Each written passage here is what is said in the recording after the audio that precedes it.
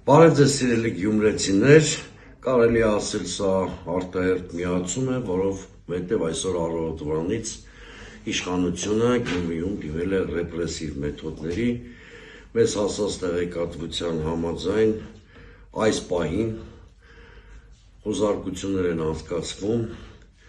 Մայր Հայաստան դաշինքի նախընտրական շտաբում,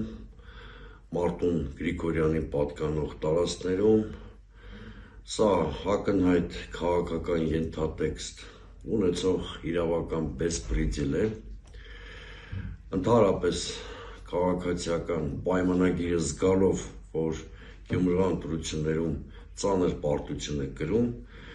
թիրախավորել է բոլոր հնարավոր ազդեցիկ մրցակիցներին։ Եթե հիշում եք անցած մի քանի օրերին թիրախում մեր կուսակցությունն ու մեր թեկնածուներին ստացան համարժեք պատասխան, այսօր առավոտյան սկսել են ռեպրեսիվ գործողությունները Մարտուն Գրիգորյանի թիմի և Մայր Հայաստանի հանդեպ, Դեմոկրատական այլընտրանք կուսակցությունը որպես իրական ընդդիմադիր քաղաքական ուժ իր զորակցությունն է հայտնում Մայր Հայաստան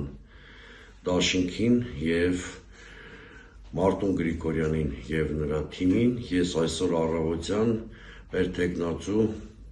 Արտյոմ Ղարաղազարյանի հետ հանդիպումներ եմ ունեցել Մարտուն Գրիգորյանի հետ,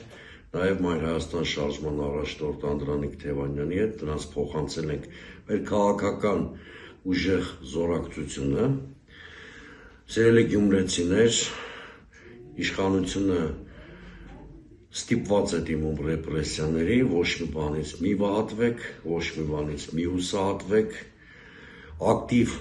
մասնակցեք ընտրություններին։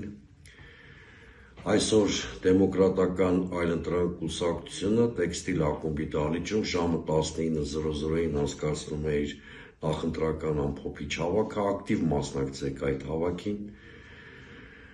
Ես կոչ եմ անում քվեարկել թիվ 7-ին Դեմոկրատական այլընտրանքին և Արտյոմ Ղարաղազարյանին, որտև սա փոփոխությունների ճիշտ ճանապարհ է, բայց եթերի վերջում